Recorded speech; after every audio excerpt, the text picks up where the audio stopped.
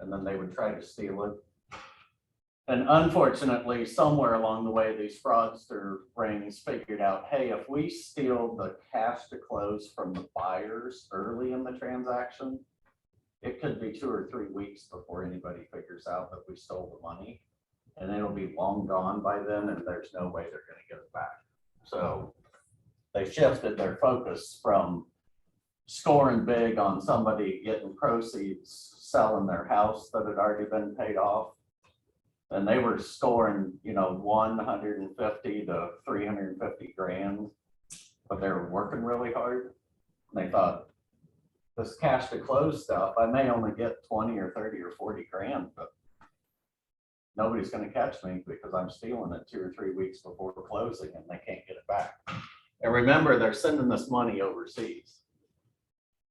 So you'll get fraudulent wiring instructions. The money's getting sent to another US bank, but as soon as it hits that bank, it gets wired overseas. And once that happens, you're not getting it back. And we're gonna go through several examples of that. All right, it worked once.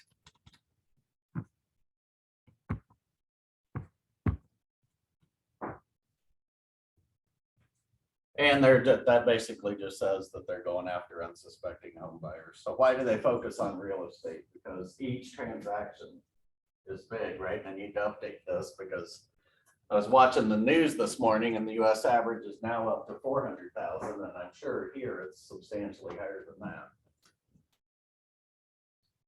And back when Al Gore invented the internet for all of us and email became the greatest thing since sliced bread, and we love to communicate by email because it's so much easier than the old thermal paper fax machines. And anybody with as much gray hair as I do remembers those things. And picking up the phone, like actually having to call somebody on the phone, drive across town, drop off a contract, get an earnest deposit check delivered. Email made our lives so much easier. But the fraudsters figured out, hey, I can get right in the middle of this thing because everybody's emailing. And primarily, any real estate agents in here? Good. I don't have to talk super slow. We love real estate agents, right? Without them, we'd be working at Kmart or doing something else, right? But they're almost, not all of them, but a lot of them are using unsecured email. They've all got their Gmail and Yahoo and AOL and MSN account that they've had since they were in 4th grade, and they don't want to change it because in their mind, everybody knows my email address, and if they're going to sell their house, I need them to be able to get a hold of me, so I'm not changing my email address. They probably don't have 2-factor authentication enabled on that account, if they even know what that is. But if you've heard all the times on the news where Gmail had 5 million email accounts stolen and Yahoo had 20 million stolen, what they don't tell you is that, yes, the hackers stole access to those email accounts, but what they also got was the password. And if I can steal your credentials, again, we're talking about unsuspecting consumers, your password on your email account is probably your password on your bank account, on your Amazon account, on your utility account, on whatever other accounts that I've gotten access to your email account. I can get in and look at all of your inbox emails. And if an email comes in from Schwab and I've got your email account password and I can click on that link and type that password in, I may have just gotten access to your 401k account. Change your passwords. Anybody have a personal email account? Gmail, Yahoo, we all do, right? About every 6 months, I tell my wife, you got to go change your password. She rolls around. And don't change it to password 1234. If your password's password 1234, don't make it 12345 and think, okay, I'm good for 6 months. make it lengthy and difficult. The longer the password is, the harder it is for a hacker. And you know, these guys are looking for the low hanging fruit. They're not going to waste time trying to figure out your 42, you know, character password. It's not foolproof, but it's sure better than not changing your password and then finding out when you get your bank statement 3 months from now and you have no money in your 401k account because a fraudster stole it 60 days ago and you ain't getting it back. So change your passwords. Super easy. If I'm a fraudster and I want to pose as a real estate agent, all of that real estate agent's information is out on the internet, right? I can find their picture, their glamour shot photo that they use on their business cards, their email address, their cell phone number. They work at Keller Williams. I've got the street address. It's super easy to find. And it has to be easy to find, right? Because that's how they get their business. It has to be out there. This is a new one that just popped up, and I know you can't see the top of that residential purchase contract. And I don't, has this happened in Phoenix yet? It's happening in the Midwest a lot. This is a Canadian fraud. It's at least 3 people. They're trying to get them shut down, but what they're doing is they're sending a residential purchase agreement and changing the address and the legal description. This just happens to be one from Nebraska. I've seen at least 6 of these. It's in, and they're having success because I know of at least 2 title companies that fell for this. They're not changing the name up here as the individual buying. All they're doing is changing a street address down here. And what they're doing is they're sending a Canadian cashier's check for 75 grand in the hopes that the title company will deposit the cashier's check. And then 4 or 5 days later, somebody calls the title company and says, hey, that canceled, wire me the money. The problem is, if you're the title company and you deposited the 75 grand cashier's check, and 5 days later you wire $75,000 to somewhere, in about 2 to 3 weeks, you're going to get notice from your bank that this is a fraudulent cashier's check. And your title company's now out $75,000. So I just stuck this in here because it's happening with such frequency.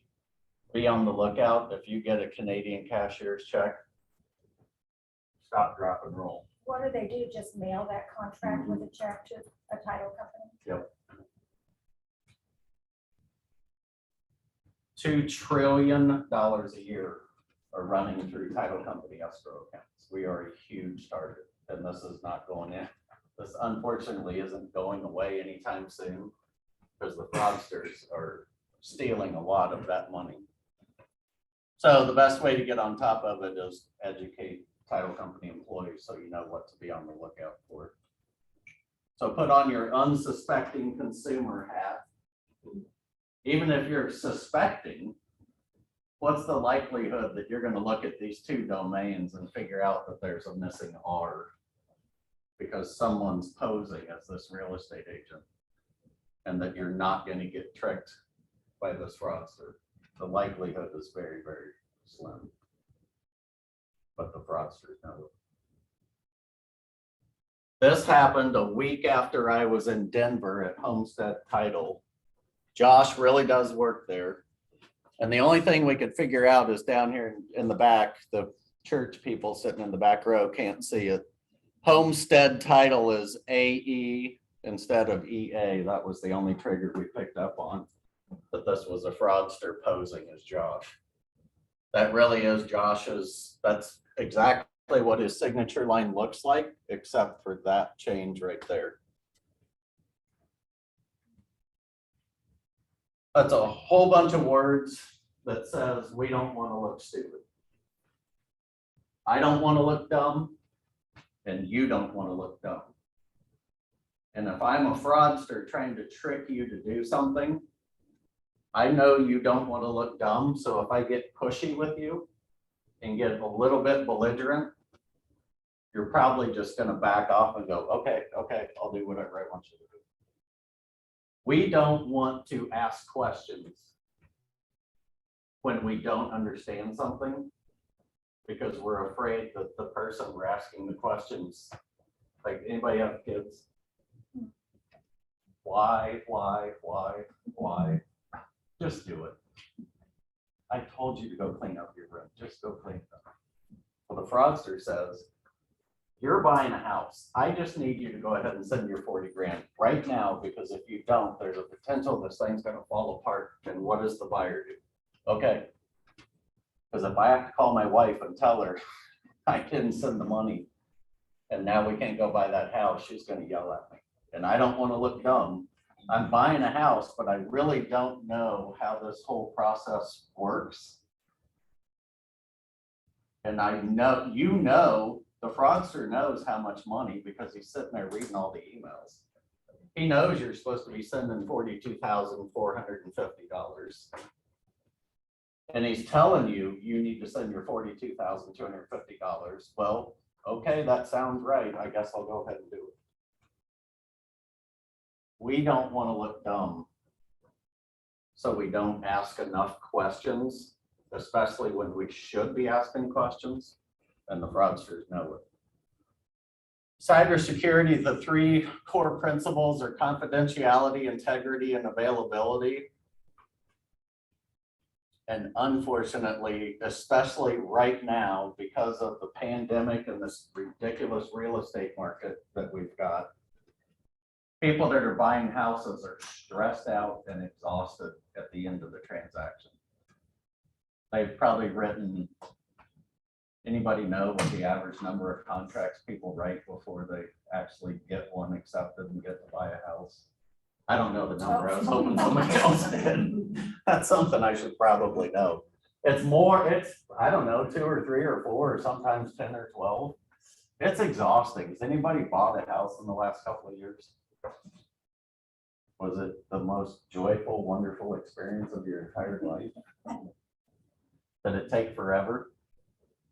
Way too long? Did you look at a ton of houses, and how many offers did you write? Do you know? I got my first one. You were so lucky.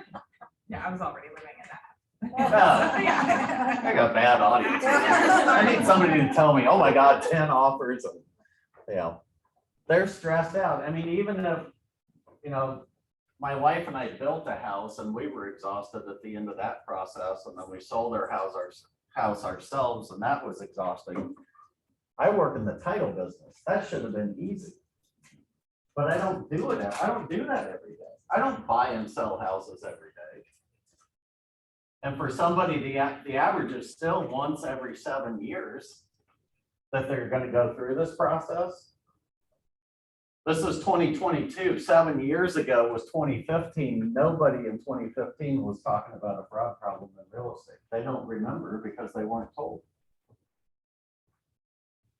They're exhausted at the end of the transaction, and they're liable to fall for these fraudsters, and the fraudsters know it because they're stressed out and they're distracted, not just because of the real estate market.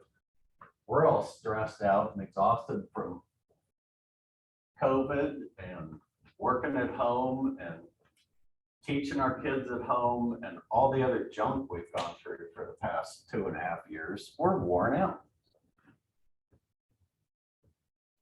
This was pretty sophisticated, and I wish I could make that thing at the top go away, but I don't know how to do it. So this was a fake title company that a fraud ring set up in Michigan. And it looks pretty legit. It was cedarhawktitle.com. In the hopes, their target again is what? Unsuspecting consumers. But just by chance, if somebody decides that they're going to go do a little research, this fraud ring said, well, we're just going to go set up a fake domain for a title company and make ourselves look legit. They even went and registered their fake title company with the Michigan Department of Licensing. So again, I'm going to go one step further. before I send this fraudster my money.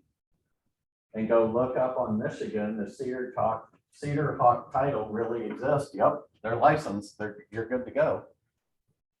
And then they went one step further and went to LinkedIn and set up a fake employee. Victoria Lanson doesn't exist.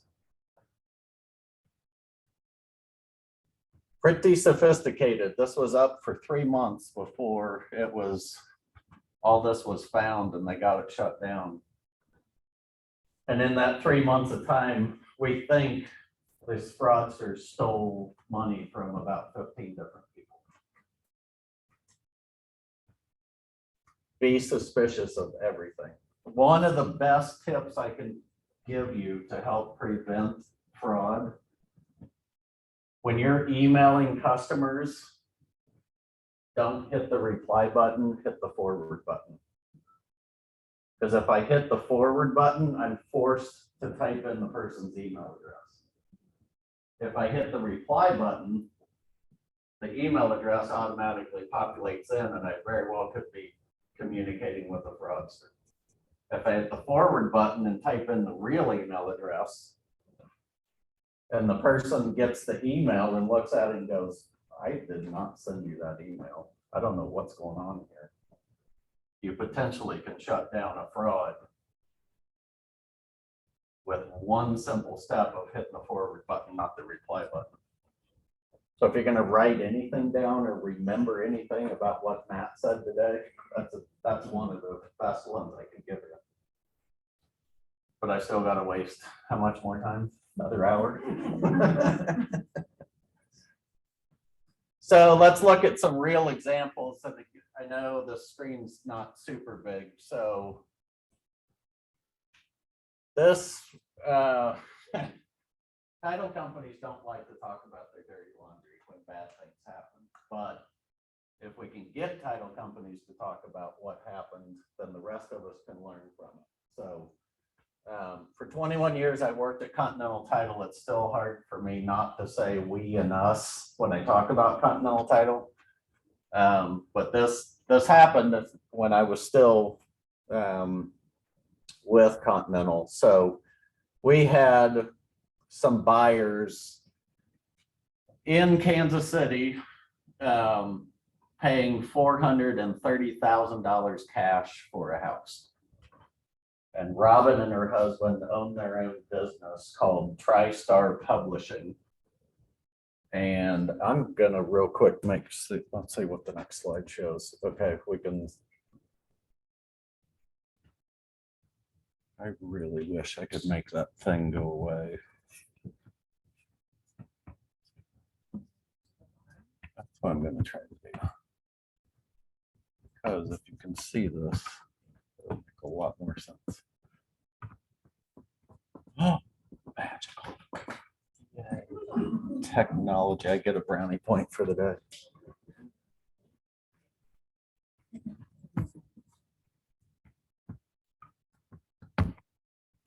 Okay.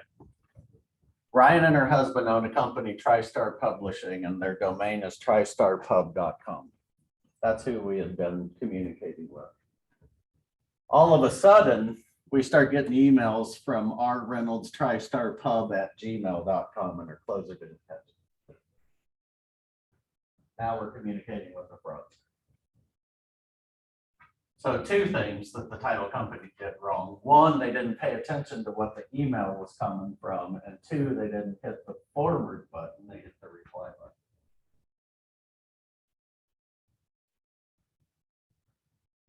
The second huge red flag,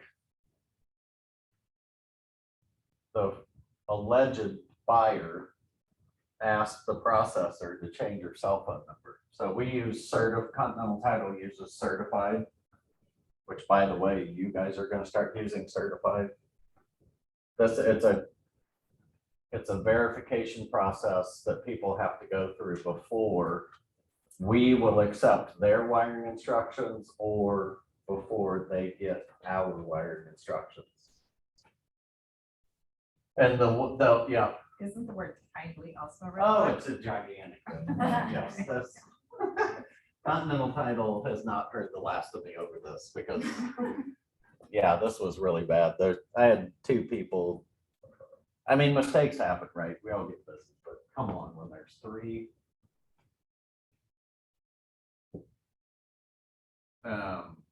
Yeah, the word kindly. But the verification process was certified as you have to have a cell phone and access to a computer, and you're gonna get an email that you have to open, but then you're gonna get a code on your cell phone, you have to enter it. And the fraudsters said, hey, change my cell phone number. So the fraudsters were able to trick certified and stole the Reynolds $430,000. Which, it's a horrible story and it was an awful few days. The good thing is Certified has a funds recovery service. And they were able to track all of the funds back. And the Reynolds are going to get all of their money back. But this happened almost, so over 2 months ago. There's still $300,000 hanging in limbo at US Bank that hasn't gotten back to them yet.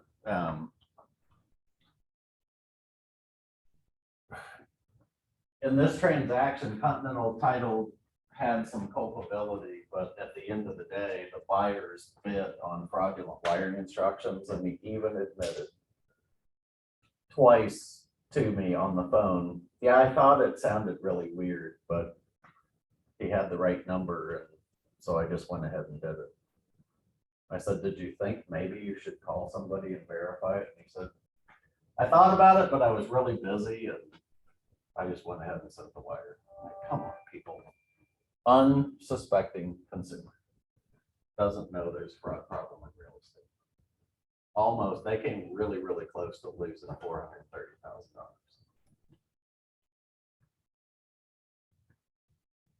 Jennifer Mann runs the Olathe office of Continental Title. Everybody at Continental is first name, last initial at ctitle.com, not ctctitleclosing@gmail.com.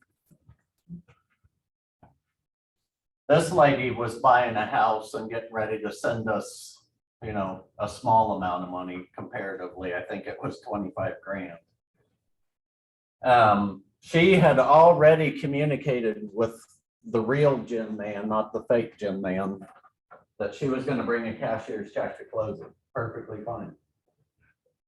And then the fraudsters jumped in because they had hacked the real estate agent's email account and said, hey, I'll send you the wiring instructions once you acknowledge the receipt of this email. What does that mean? Hit the reply button. That's all I want you to do. If I'm a fraudster, I do not want you to call me. I certainly don't want you to hit the forward button. All I want you to do, reply to this email, and then I'll send you the wiring instructions, and I'll be off to the races with your money. I will be busy with limited access to my phone. Where's my closers? Who's a closer? Don't be bad. Escrow, sorry. Learn the right language. Would you ever tell a customer that you are too busy to take a phone call? You shouldn't. If you do, you probably should stop. You can send me an email if you need anything else. So of course, I mean, she, unsuspecting consumer, she replies to the fraudster and says, okay, I'm confused, but go ahead and let me know what you need. Yes, attached is our wiring instructions to this email. Please kindly confirm. Yeah, grammatical errors. The word kindly. And she responded back and said, hey, I already told you I was bringing a cashier's check, so I don't really want to send a wire because it's going to cost me 25 bucks. No cashier's check. No cashier check, only wire transfer is acceptable. Attached is our wiring instructions. Please kindly confirm receipt. So at this point, thankfully, she picked up the phone and called Jim and said, hey, I told you I'd bring a cashier's check, and Jen said, yeah, I know, what are you talking about?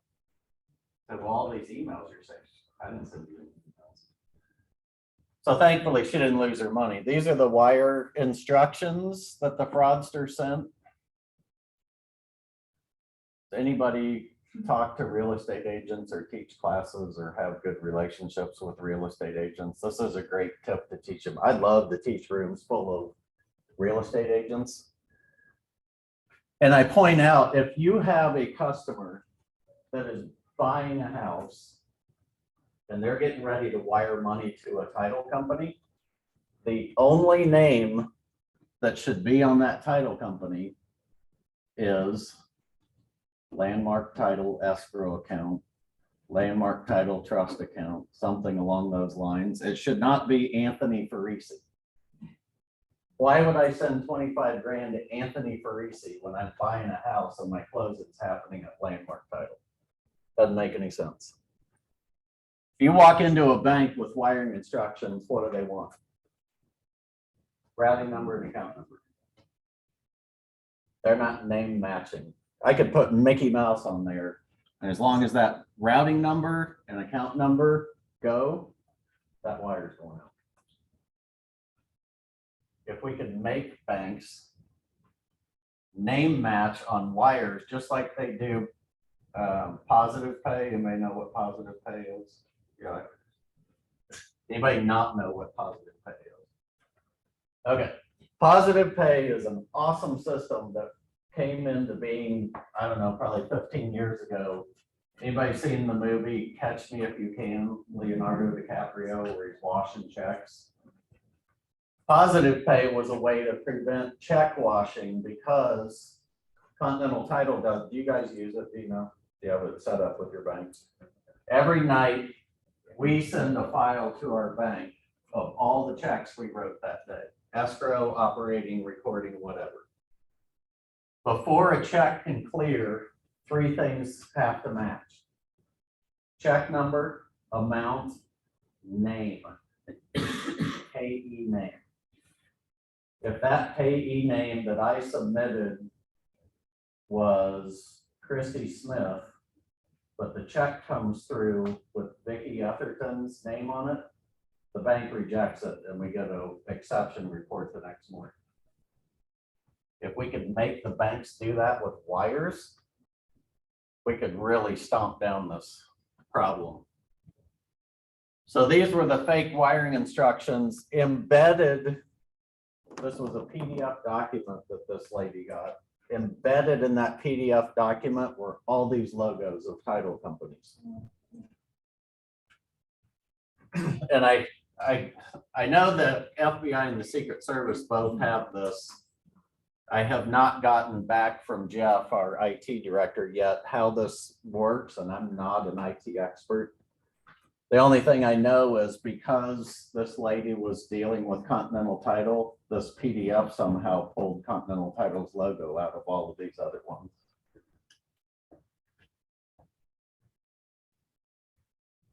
The same thing. We believe it's a different fraud ring, but it's the same setup. This happened to Homestead Title. So Esther is an escrow processor at Homestead Title. Their domain's Homestead TC. She is not CTC escrow closing title at gmail.com.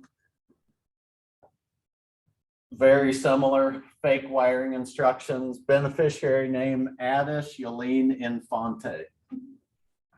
I am buying a house and closing at Homestead Title. Why would I send my cash to close to Adish Yelene Infante? And then I forgot this other tip.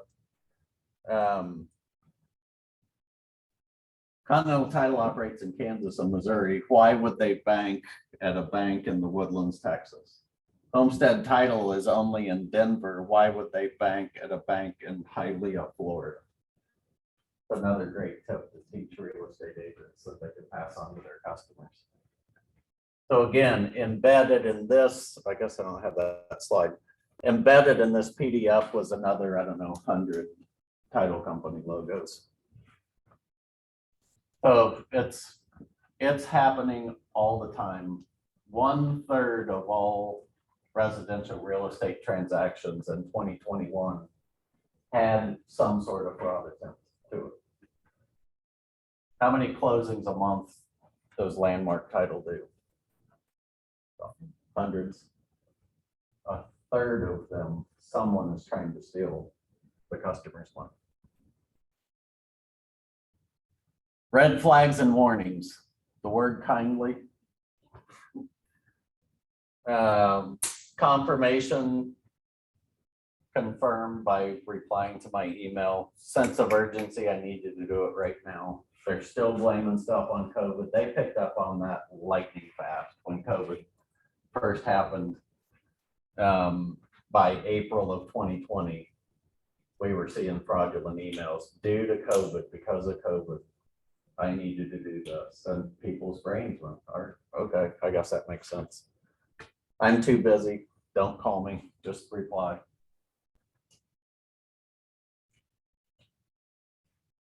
Cash to close required. You need to wire to our account today in order to avoid a closing delay. All closing funds should be received before closing.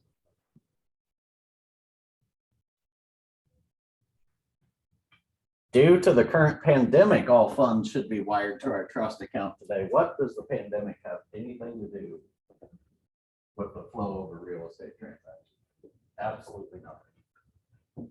But if I'm an unsuspecting consumer, maybe that makes sense.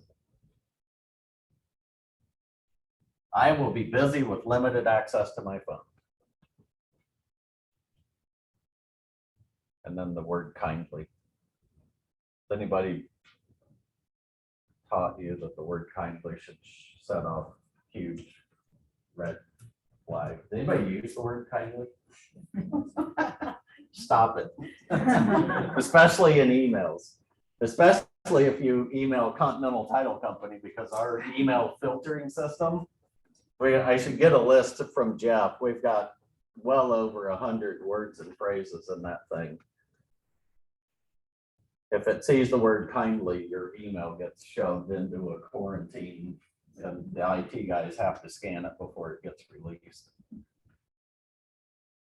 Stop, drop, and roll. I tell our people all the time. If something looks weird, smells weird, feels weird, it probably is.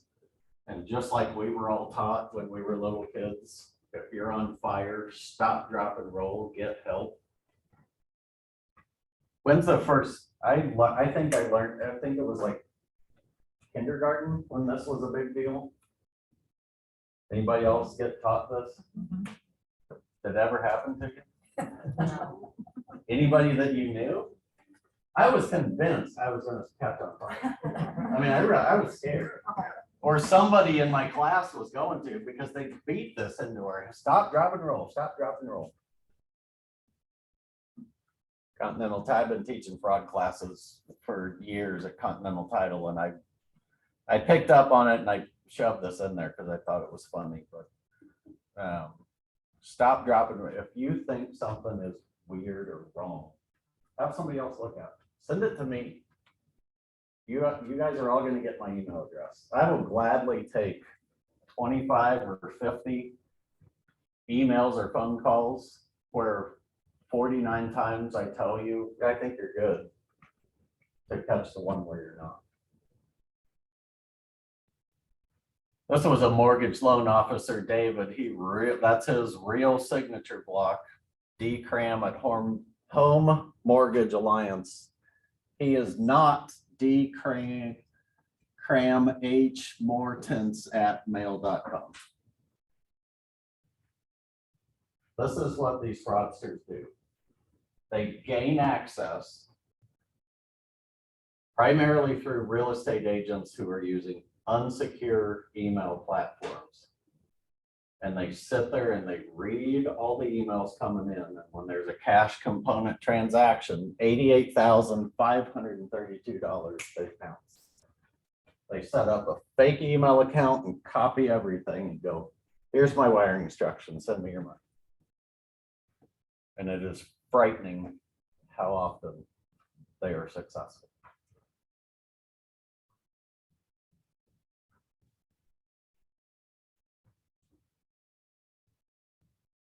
due to COVID, and this was, so not too far into it, July of 2020. All funds should be wired to our trust account today to avoid delay at closing so that funds can clear in our account on time for closing. Slow down and read every word in emails, and you're gonna catch all kinds of gibberish and stuff doesn't make sense. But again, unsuspecting consumers don't do that. They won't slow down and read every word. They won't take a second to look at. Katie Kathman is kdk@ctitle.com. Why is this coming from title.email0@gmail.com? This poor guy. So Keith was buying a house in St. Louis. He lived in Miami, Florida. He was moving home to take care of his mom. $350,000 cash purchase. Ted is the buyer. Sorry, Keith is his real estate agent. So we've got real Keith, which really is his real estate agent. This is fake Keith, the fraudster. Basically saying, hey, title companies don't really know what they're doing. Just do what I tell you to do. And poor Ted responds and says, oh, okay. Just let me know what you want me to do. So fake Keith says, awesome, here's my wiring instructions. Send your 350 grand. And do it today. And by the way, make sure and use purchase order 91. What's that have to do with buying a house? We don't use purchase orders. But I guess it made it look official. And sadly, Ted thought it was real. And Ted sent $350,000 not to Continental Title. And the good thing is, as soon as Ted, so I always have to stop for a second. Does anybody absolutely love Bank of America?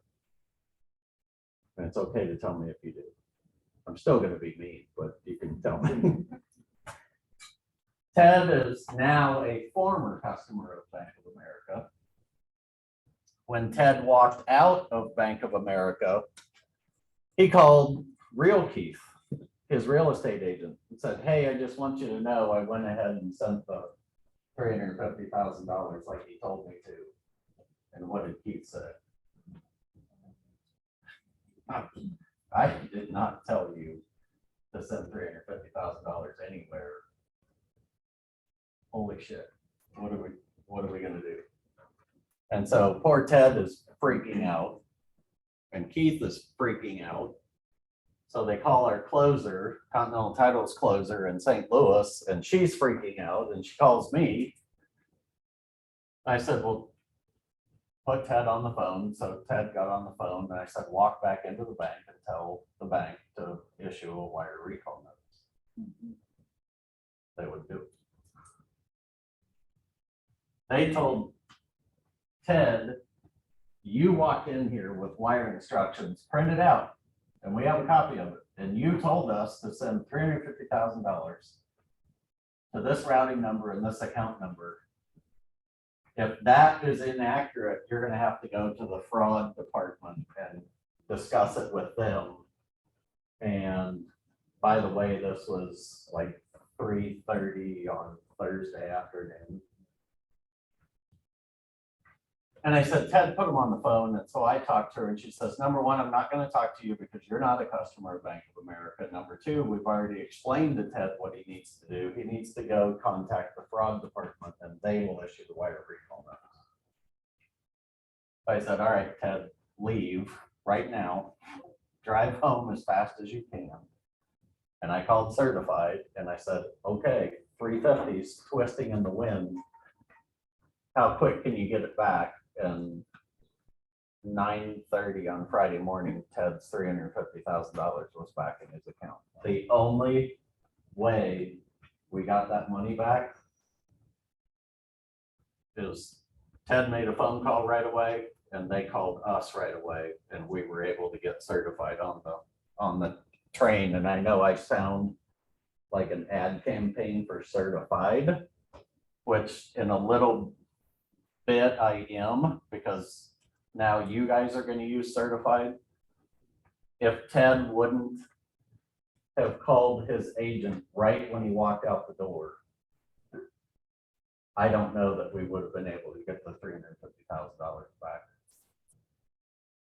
Because his closing wasn't happening until, I believe it was Wednesday or Thursday of the following week.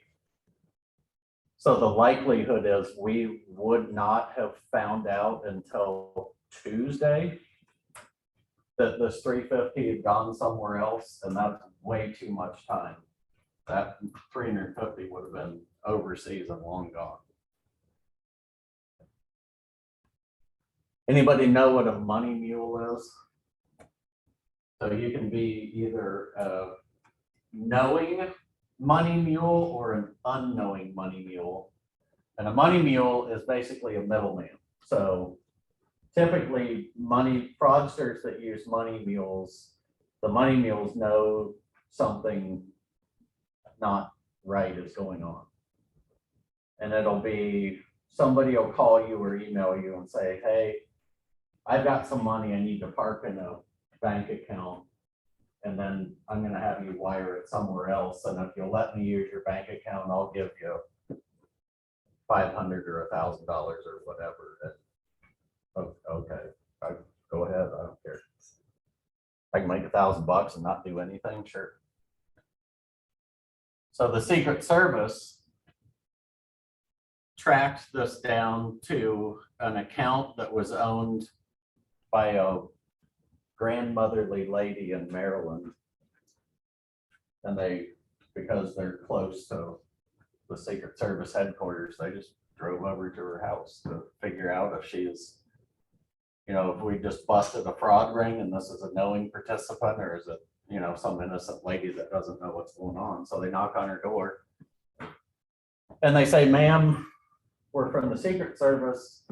There's $350,000 sitting in your savings account at whatever bank. Do you know anything about this? And her response was, there's $350,000 sitting in my account. And they said, yes, ma'am. And she said, possession's 9/10 of the law. And they explained to her that, well, that's not really how this works. No, we're taking the 350 back, but we need to know if you were a willing participant in this. Because if you were, you're in a whole lot of trouble. Or did somebody dupe you? And she said, I have no idea. She said, that's an account that I never look at the bank statements. It's, my rainy day savings account that I just don't pay attention to. And I said, yep, these fraudsters find these accounts, and they're typically older people who have money shoved away in a savings account somewhere.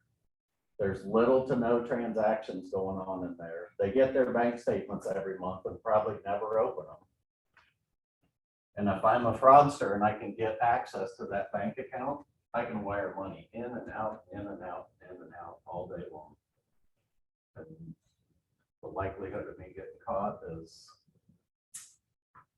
by sheer dumb luck, or I can do it enough times and make enough money that if a transaction gets caught and that account gets shut down and I can't use it anymore, that's all right. I got 4 more over here I can go use. So if you have savings accounts, or your parents or your kids or whatever, look at the bank statements every day. And if you see weird transactions coming in and out, stop, drop, and roll. Call the bank, something bad's going on. Could very well be that you're an unsuspecting money mule. We had a deal in Kansas City back in what I'd like to call the good old days before fraud was a horrible problem. So in 2015, the Baines, and this is a federal case, ended up as a federal case. We had a couple buying a house for 109, I think it was 190 grand cash for his sister. She was getting divorced. And this guy has a ton of money and said, well, I'll buy her a house and she can pay me back someday. Sadly, the real estate agent's email had been hacked. The fraudster communicated with the Bains. They sent their money to a fraudster, not to Continental Title. Found out about it, I don't know, 3 or 4 days later, no chance of getting the funds back. So everybody got sued. We didn't do anything wrong. Continental Title did absolutely nothing wrong. But we still got sued. That's what happens in these. It doesn't matter if you, Landmark Title can do absolutely everything absolutely perfect. And if somebody's money gets stolen, you're getting sued because you were involved. The Bains sued their bank because their bank wouldn't cooperate with them to get the money back. They sued us because we were the title company. They sued the agent and they sued the broker.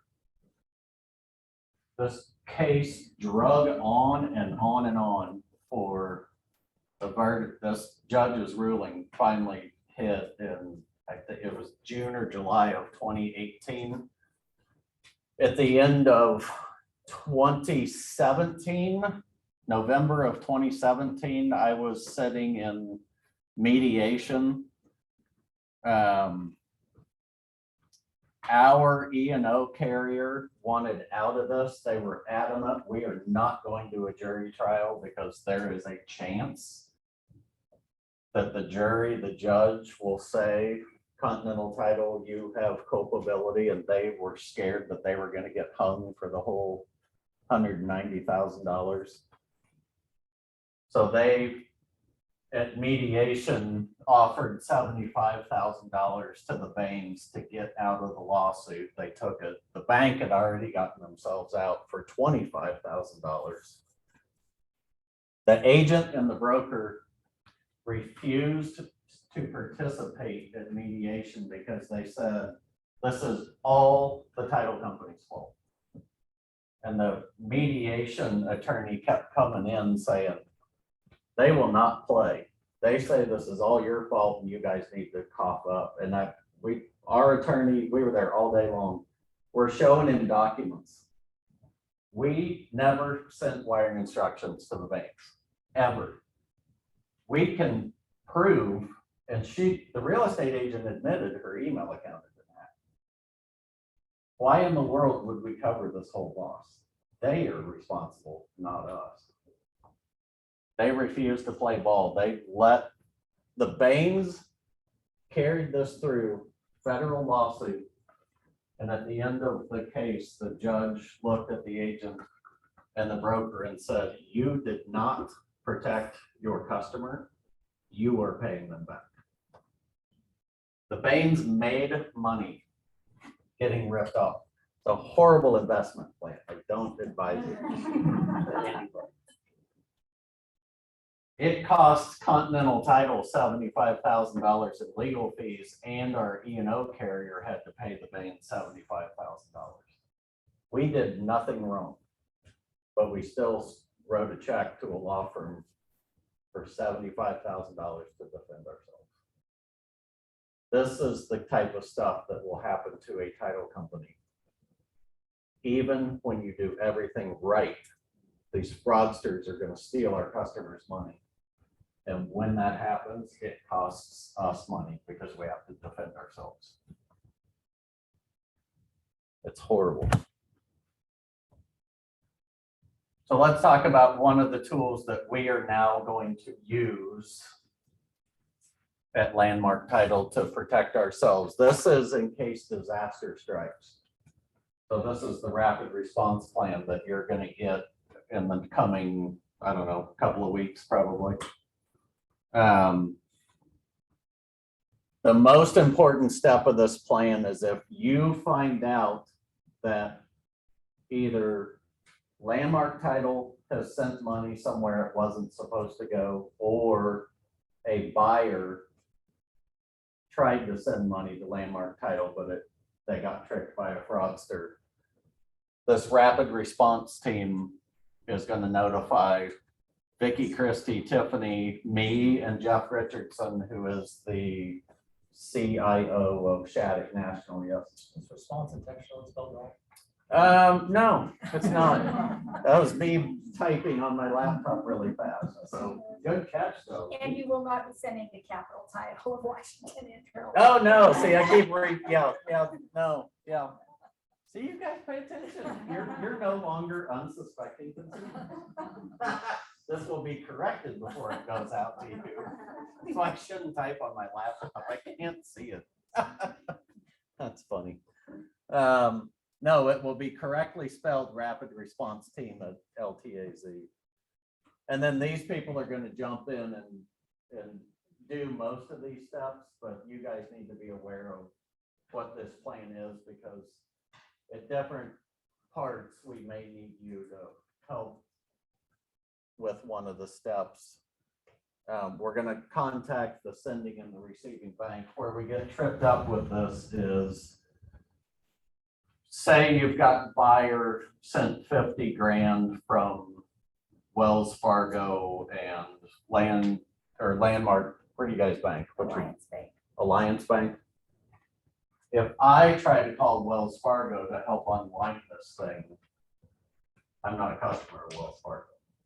So then I gotta go jump through legal hoops with the buyer and get power of attorney, and by that point, this money's long gone and it's not worth it. But we're still gonna try, because we can prove then that we put them on notice that this person's money got stolen.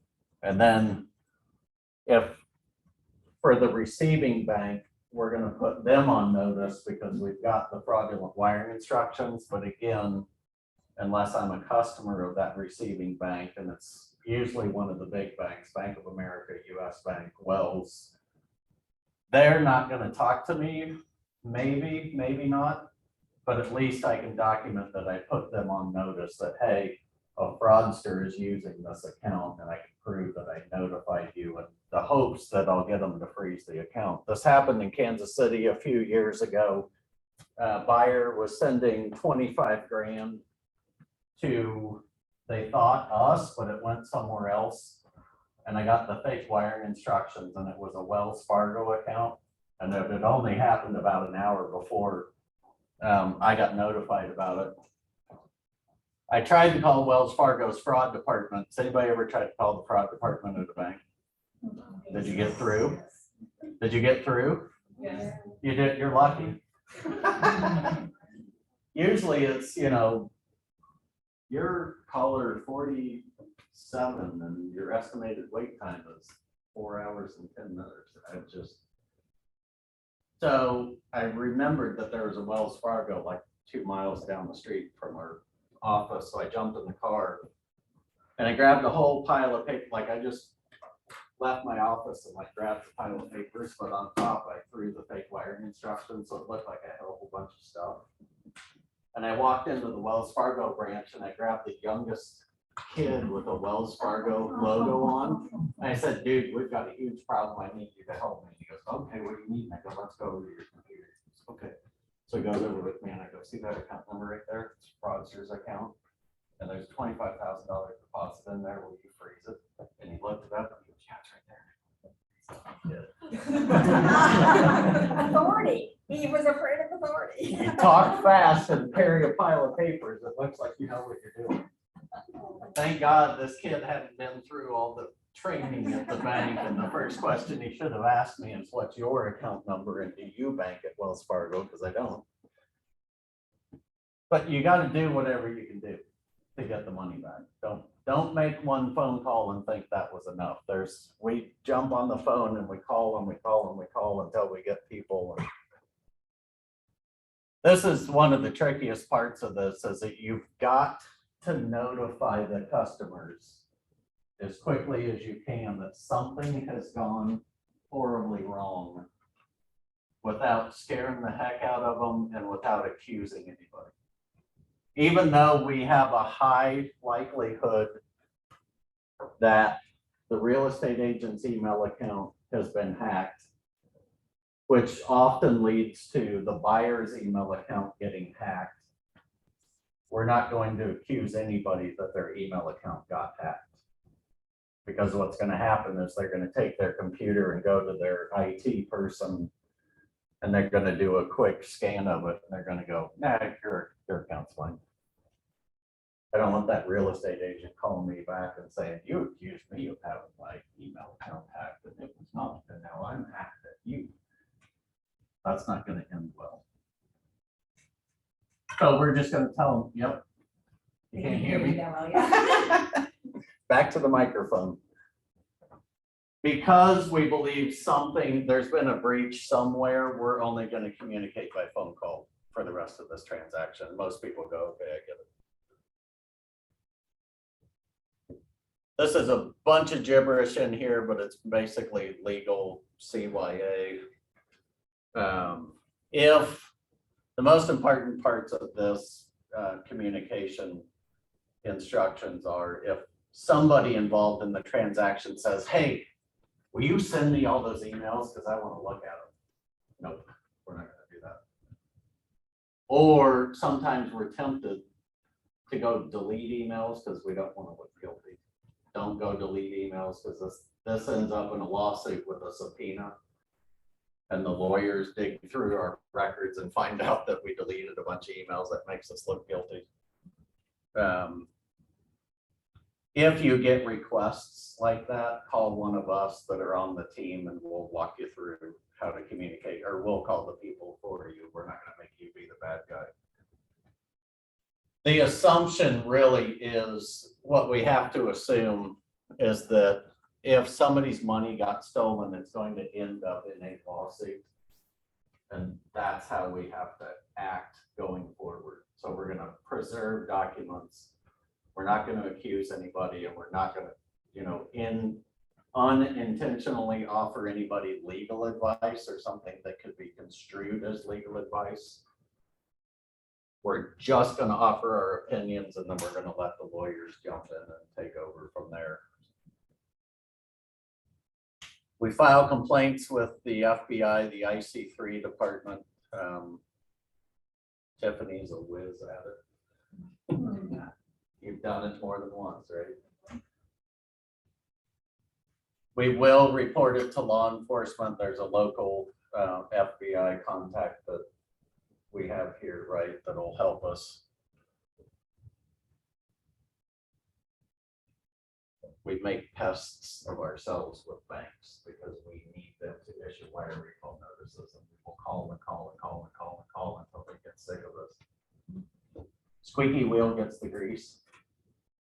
If you call and call and call and call and call, it's kind of like what I was talking about earlier. If the fraudsters get belligerent with you, you'll just go, fine. If I call the bank 10 times in a row and talk to the same person, they're like, you're calling me again? I'm like, yeah, I need you to do this right now. At some point, they're going to go, fine. I want this guy to call me back. I'm going to do it right now. Document the heck out of everything. And there's a response log that will be available with the rapid response plan. We've got to document everything because it's potentially going to end up in a lawsuit. So we got to cover our rear ends. And then we'll contact insurance and outside legal counsel if we need to review the plan, blah, blah, boring.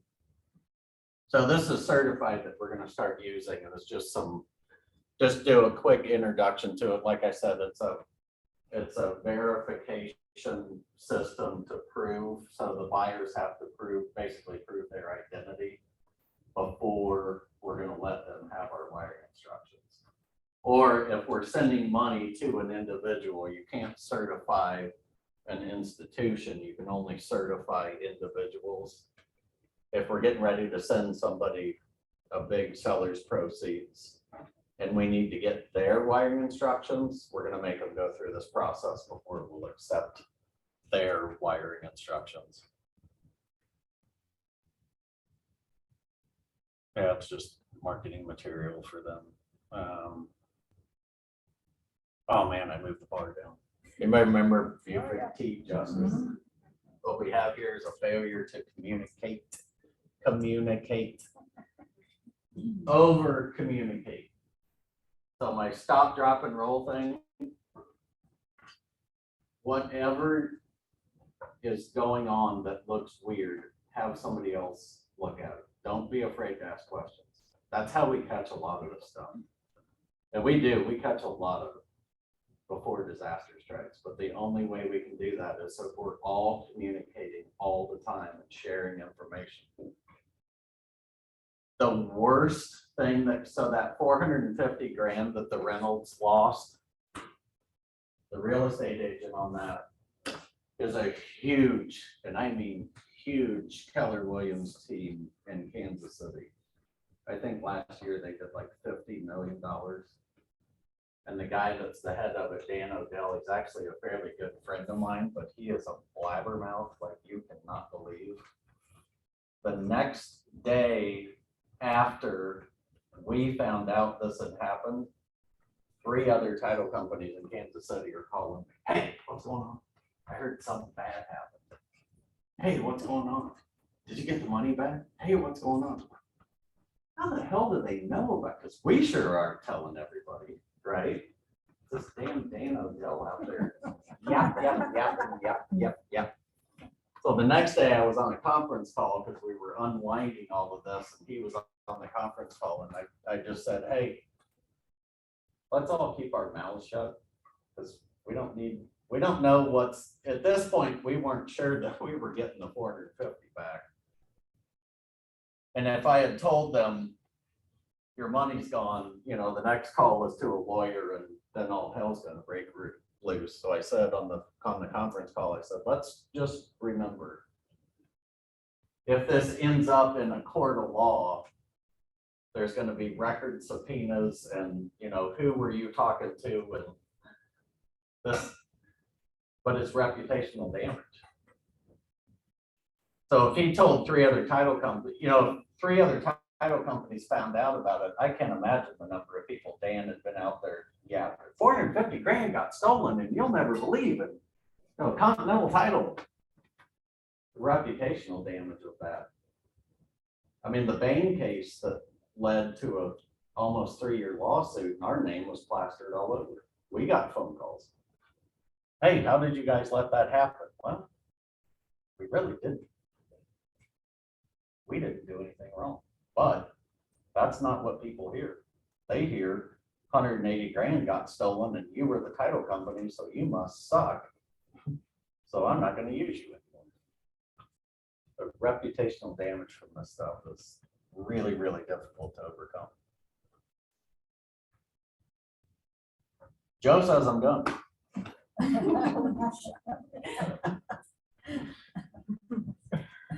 Okay, that was a whole lot of talking. Questions? Things I thoroughly confused you on? Nobody fell asleep. I'm impressed. Yes, sir. I'm curious as to when we catch somebody, we know it's fraudulent, we know who they are.